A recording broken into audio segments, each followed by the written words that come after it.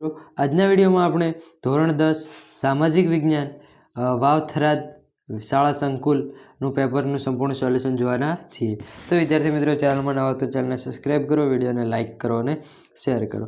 તો ચાલો જોઈએ। તો પહેલો જ વિભાગ એ છે કે યોગ્ય જોડકા જોડો।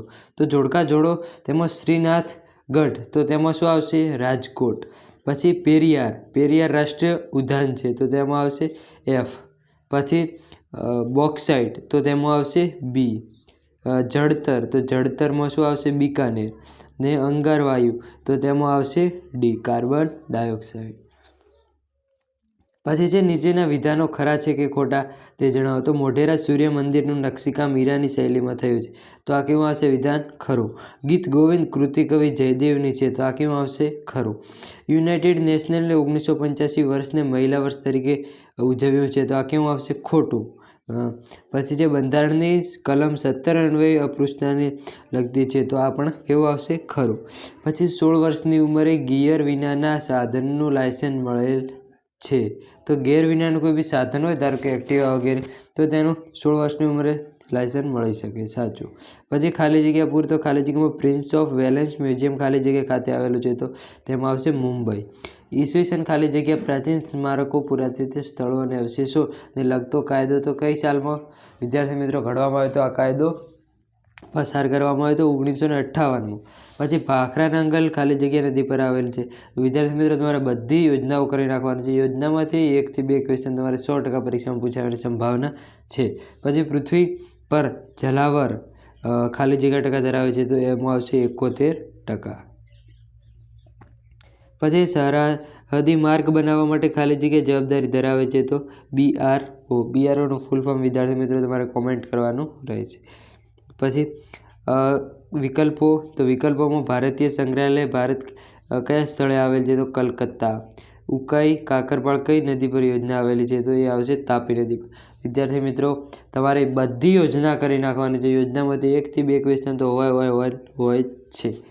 આઝાદી પછી ભારતમાં કુલ સિંચાઈ ક્ષેત્ર લગભગ કેટલું વધ્યું? તો 4 ગણું। પછી વિશ્વ બેંકના 2004ના અહેવાલ મુજબ માથાદીઠ આવક કેટલા ડોલરથી ઓછી હોય તો વિકાસશીલ કહેવાય? તો $735। પછી હળવી મધ્યમ ગતિના તથા ભારે વાહનોને સામાન્ય રીતે કઈ બાજુ કઈ લેનમાં ચાલવું જોઈએ? તો તેમને ડાબી બાજુમાં ચાલવું જોઈએ। પછી છે એક વાક્યમાં ઉત્તર લખો। ભારતમાં રેલવે માર્ગો 3 પ્રકારે જોવા મળે છે, તે ત્રણેયના નામ આપો। તો બ્રોડ ગેજ, નેરો ગેજ અને મીટર ગેજ। પછી છે માથાદીઠ આવક એટલે શું? તો માથાદીઠ આવક એટલે કે દેશની કુલ આવકને તેની વસ્તી વડે ભાગતા જે આવક મળે એને માથાદીઠ આવક કહે। આર્થિક પ્રવૃત્તિ એટલે શું?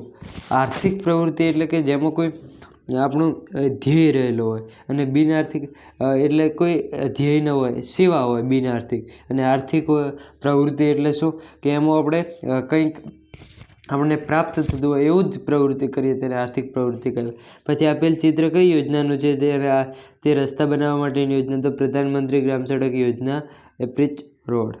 પછી છે વિભાગ બી, તો વિભાગ બીમાં નેગ્રીટો 2 ગુણના પ્રશ્નો। તો નેગ્રીટો પ્રજા વિશે ખ્યાલ આપો।